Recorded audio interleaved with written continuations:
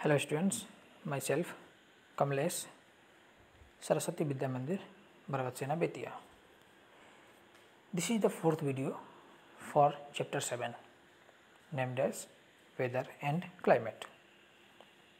इसके पहले के 3 वीडियो में हम लोग पढ़ चुके थे इन्वायरमेंट और वेदर के बारे में कि इन्वायरमेंट क्या होता है, उसमें वेदर क्या होता है, उसका डेफिनेशन हम लोगों ने पढ़ा था और वेदर के कौन कौन से एलिमेंट्स हैं जो मुख्यतः temperature, atmospheric pressure, precipitation, wind, humidity और क्लाउडीनेस, ये टोटल 6 फैक्टर्स होते हैं जो कि वेदर यानी कि मौसम को मुख्य रूप से प्रभावित करते हैं। तो लास्ट वीडियो में हम लोगों ने पढ़ा था कि ये सभी एलिमेंट्स किस तरह चेंज होते हैं, इनके बदलने का कारण क्या है। उसमें मैंने बताया था कि ये सभी जो एलिमेंट्स हैं वो टेम्परेचर के कारण बदलते हैं, यानी कि टेम्परेचर जो है वो मेन एलिमेंट है वेदर का और उस टेम्परेचर के कारण ही बाकी सभी एलिमेंट्स उसके साथ साथ बदलते रहते हैं। और पृथ्वी पर टेम्परेचर चेंज होने का सबसे बड़ा जो सोर्स है वो है सन के कारण ही पृथ्वी पर अलग अलग जगह पर अलग अलग टेम्परेचर क्रिएट होता है। इस वीडियो में हम लोग पढ़ेंगे वेदर के आगे, जैसे कि मैंने थर्ड वीडियो में कहा था कि नेक्स्ट हम लोग को पढ़ना है क्लाइमेट के बारे में। लेकिन क्लाइमेट के जाने से पहले हम लोग देखेंगे कि क्लाइमेट एक्चुअली बनता कैसे है। उसको जानने के लिए सबसे पहले काम करना पड़ेगा कि ये एक टेबल आप लोग बुक में दिया हुआ है 7.1, जिसे आप लोग को फिलअप करना है। इसमें क्या क्या भरना है आपको, डेट, उस दिन का मैक्सिमम टेम्परेचर, उस दिन का minimum temperature, minimum humidity, maximum humidity और रेनफॉल, मिलीमीटर में कितना हुआ, और अगर बारिश दिन नहीं हुई है तो वहाँ पे ब्लैंक छोड़ देंगे। ये सारी जानकारियाँ आप लोग को गूगल से प्राप्त हो जाएगी। वहाँ से आप लोग ये सारी जानकारी प्राप्त कर सकते हैं कि अगर मान लीजिए हम लोग गूगल में सर्च करें कि एक पर्टिकुलर जगह नाम देकर कि वहाँ का वेदर कैसा है, तो इस तरह का कुछ प्रोफार्मा दिखाई देगा जहाँ पर टेम्परेचर, उस दिन का क्लाउड, सब कुछ पता चल जाएगा। ह्यूमिडिटी भी हम लोग इसी से पता कर पाएंगे। उसको देखकर हमें ये टेबल फिलअप करना है 7 दिन तक, और ये सारा काम आप लोग CW कॉपी में कीजिएगा। जब कॉपी चेक किया जाएगा तो इसके बारे में भी जानकारी मांगी जाएगी। लेकिन ये टेबल बनाने के लिए आप कीजिएगा क्या, ये टेबल बनाने से आप लोगों को फ़ायदा ये होगा कि आप लोग समझ पाइएगा कि आपके आसपास का जो वातावरण है वो कैसे चेंज होता है। जैसे उस टेबल को बनाने के बाद इस तरह का एक ग्राफ बनेगा। इस ग्राफ के माध्यम से हम लोग जान पाएंगे कि पिछले 7 दिनों में टेम्परेचर का वेरिएशन किस तरह का रहा है। तो इस ग्राफ के द्वारा हम लोग 7 दिन का टेम्परेचर वेरिएशन पता कर सकते हैं। इस टेम्परेचर वेरिएशन के द्वारा हम लोग आसपास का जो मौसम है उसकी भी जानकारी कर पाएंगे। जैसे कि मैंने बताया कि टेम्परेचर के कारण ही बाकी सभी फैक्टर्स भी चेंज होते हैं। तो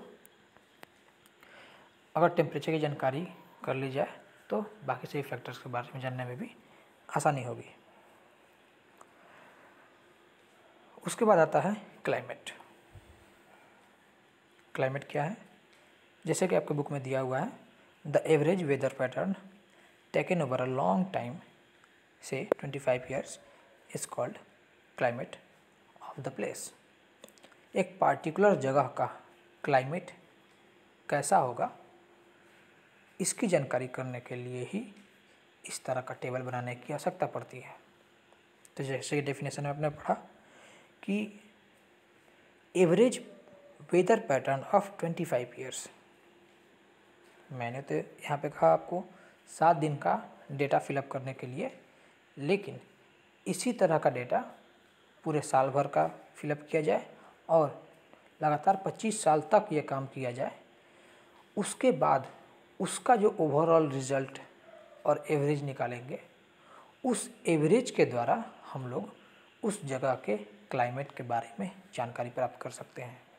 यानी कि क्लाइमेट का जो निर्माण है वो वेदर के एवरेज स्टडी के द्वारा होता है। तो आप लोग को सिर्फ 7 दिन का डेटा फिलअप करना है, लेकिन मौसम विभाग प्रत्येक दिन का डेटा अपने पास सेव रखता है और मौसम में होने वाले बदलाव को वो उसी डेटा के द्वारा पता करता है कि लगातार 25 सालों में मौसम में किस तरह का बदलाव हुआ है। तो क्लाइमेट क्या है? Climate is the average of weather of 25 years. एक पार्टिकुलर जगह का जो क्लाइमेट है वहाँ के 25 साल के वेदर के एवरेज से निकाला जाता है। जैसे कि हम लोग जानते हैं कि भारत में जो क्लाइमेट पाया जाता है उसे 3 भाग में डिवाइड किया गया है, 3 सीजन में डिवाइड किया गया है। समर सीजन, विंटर सीजन और रेनी सीजन। तो हमें पता कैसे चलेगा कि भारत में किस टाइम पीरियड में क्लाइमेट की स्थिति क्या होती है? यानी कि अगर मुझे पता करना हो कि जनवरी के महीने में भारत में क्लाइमेट कैसा रहता है, मार्च में कैसा रहता है, सितंबर में कैसा रहता है, जुलाई में कैसा रहता है, तो हम लोग को कैसे पता चलेगा? इसी टेबल के द्वारा हम लोग पता कर पाएंगे कि भारत में किस जगह पर किस टाइम में वेदर कैसा होगा, हम लोग भविष्यवाणी कर सकते हैं। वैसे भविष्यवाणी 100% सही नहीं हो सकती, लेकिन एक प्रेडिक्शन पता किया जा सकता है। कैसे? इस टेबल को लगातार 25 साल तक स्टडी करने के बाद हमें कुछ इस तरह का टेबल प्राप्त होगा और इस टेबल के द्वारा हम लोग जान पाएंगे कि जैसे 7.2 में दिया हुआ है जनवरी से लेकर दिसंबर तक का मैक्सिमम टेम्परेचर, मिनिमम टेम्परेचर और रेनफॉल। तो देखेंगे कि जनवरी में श्रीनगर का मिनिमम टेम्परेचर -2.3 डिग्री और मैक्सिमम टेम्परेचर 4.7 डिग्री रहता है। रेनफॉल 57 mm तक होती है।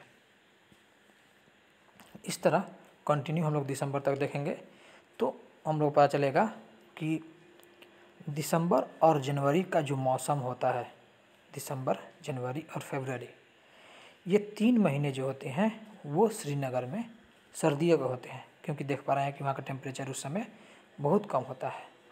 जनवरी में -2.3 डिग्री सेल्सियस, दिसंबर में -1.6 और फरवरी में -0.6।